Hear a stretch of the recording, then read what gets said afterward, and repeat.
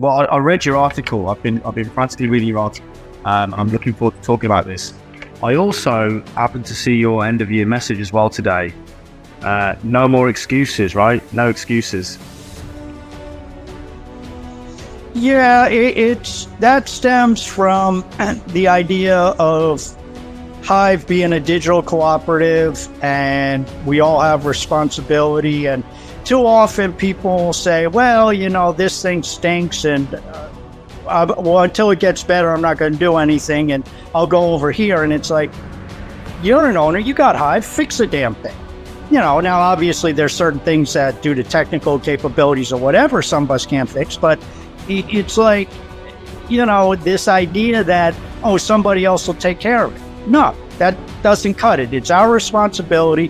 The success of Hive or the lack of success of Hive depends upon us. It's not because, the crypto media doesn't give us enough love, or Elon shadow banned us, or all this other stuff. Those are excuses.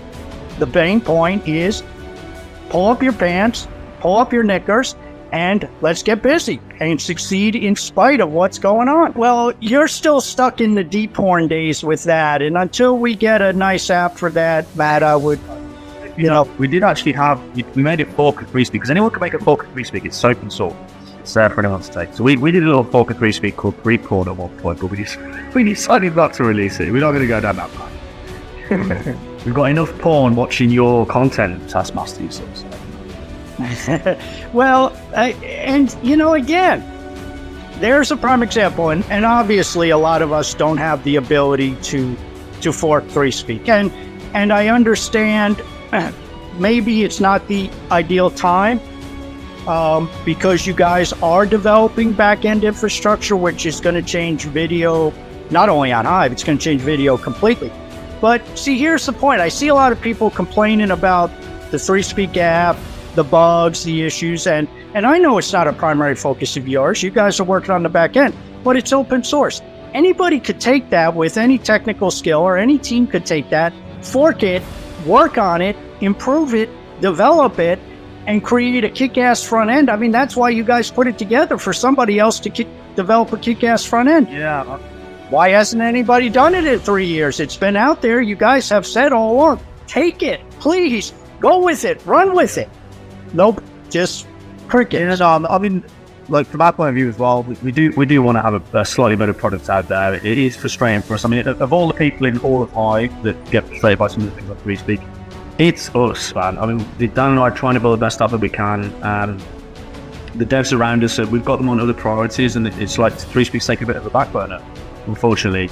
But we have been building a refactored version of 3Speak for the last year, and it's far better, far more stable. Everything works a lot better, and we're about to release that over the next couple of months. So that is coming, and we've got one guy dedicated on that now specifically. He knows the code really well. It's worked for 3Speak for a long time now, so we're looking forward to having a new version of it out, and it's just going to be so much more powerful, less buggy. So that is coming. But our key thing, as you were saying, it's to get all the infrastructure decentralized. We want to be the first video app with this infrastructure decentralized. It's not just for video. This has implications for all content apps in the future. It allows them to let their community run the infrastructure, and then incentivize that community to run it. That's the key thing. That to us is the key thing. Once we've got that really stands us out head and shoulder above the other apps. Once we've got a few of the bugs kinked out of 3Speak, we're in a position to go push it harder. We spent a long time on the onboarding system as well recently, which is getting that ready. As far as I know, it's already in the breakaway community, so you should be able to get an idea of what our onboarding system looks like if you go sign up for a new account on one of the breakaway communities. You'll see the onboarding system. We're just thinking, so it's going to change. Things on Hive this year are going to change. We're going to have good onboarding. We're going to have a lot of the apps running. We're going to have the back end running. We're going to be out of testnet in the Speak network.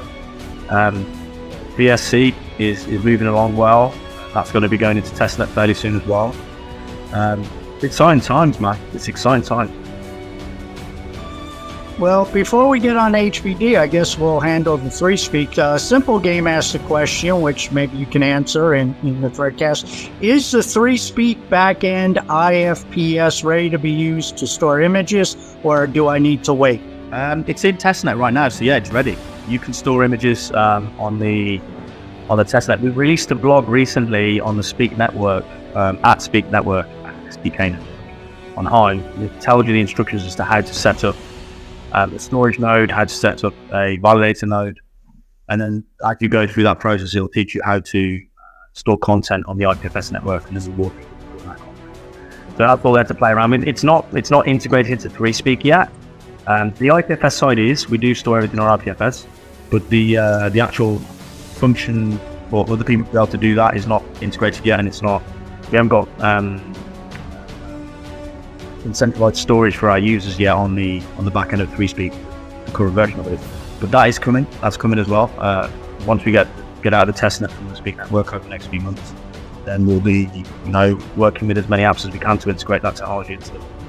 But yeah, I like this whole idea task. That's the approach that Dan and I take is, Dan and I can't build, but we've tried to assemble teams and find funded teams to get things built on the platform, because we're not going to sit here and just kind of sit back and complain about Twitter or complain about other things. We're going to take the game by the scruff of the neck and go do something about it, and do what we can to add value to our investment, which is the beauty of this technology. You can actually, it's one of the only investments that you can buy where you can directly add value to the investment by building on it. You don't need to ask anyone's permission to do it, you just go do it. So that's the attitude we take. It's, if this thing fails, it's down to us. If this thing fails, it's down to you. And by the way, as far as Dan and I are concerned, if it fails, we're in a real shit situation in the world anyway. We still genuinely believe that we need to have Hive in order to live some form of free existence in the future. We don't see any other chain that can achieve that. And without Hive, we're in a real shitty situation as well.